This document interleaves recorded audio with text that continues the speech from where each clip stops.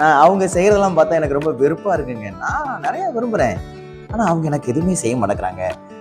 நான் விரும்புறது ஒண்ணு, என் வாழ்க்கையில் நடக்கிறது ஒண்ணு. என்னைக்குதான் என் மன விருப்பம்லாம் நிறைவேறும்? நான் ஆசைப்படுறதெல்லாம் என்னைக்கு கிடைக்கும் எனக்கு? நான் இப்படிலாம் நிறைய யோசிச்சு வச்சிருக்கிறேன் அப்படின்னு நீங்க ரொம்ப புலம்பிட்டு இருக்கீங்களா?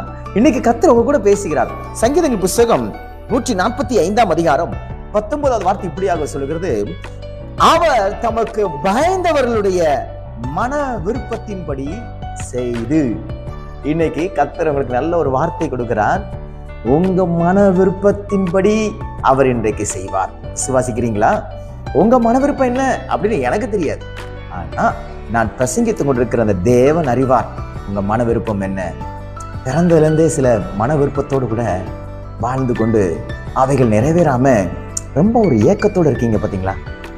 சில அன்பு கிடைக்காம, சில விதமான ஆசீர்வாதம் கிடைக்காம, சில விதமான பொருள் கிடைக்காம, சில விதமான அனுபவங்கள் கிடைக்காம, சில விதமான ஒரு அந்தஸ்து கிடைக்காம, ஒரு மரியாதை கிடைக்காம, ஒரு உயர்வு கிடைக்காம, உங்க மனசு விரும்பினதெல்லாம் கிடைக்காம ரொம்ப கஷ்டம்.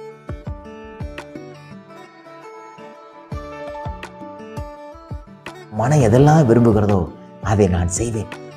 ஏன் செய்வேன், அதை யாருக்கு செய்வேன் என்பதையும் அவர் தெளிவா சொல்லியிருக்கிறார்.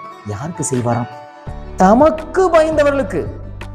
மனுஷனுக்கு பயந்தவனுக்கு கிடையாது, பிசாசுக்கு பயப்படுறவனுக்கு கிடையாது, அதிகாரிகளுக்கு பயப்படுறவன் கிடையாது, பணத்துக்கு பயப்படுறவன் கிடையாது, சட்டங்களுக்கு பயப்படுகிறவன் கிடையாது, பாவங்களுக்கு தன்னை துணிகரமா ஒப்பு கொடுக்கிறவனுக்கு கிடையாது.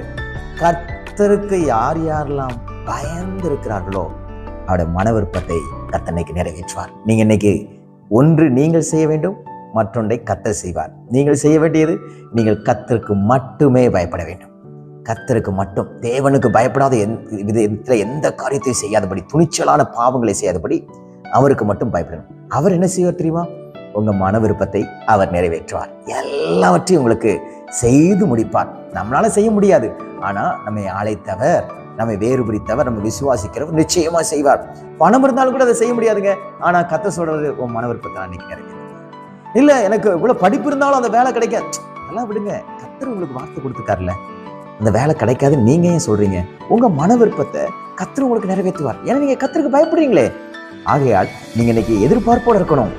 எதெல்லாம் உங்க மனசு விரும்பிட்டு இருந்துச்சோ, எதெல்லாம் ஏங்கி கொண்டிருந்ததோ, அந்த மன விருப்பத்தை இந்த நாளிலே கர்த்தர் உங்களுக்கு செய்து உங்க மனதை மிகவும் சந்தோஷத்தினால் நிரப்புவார். விசுவாசிக்கிறீங்களா?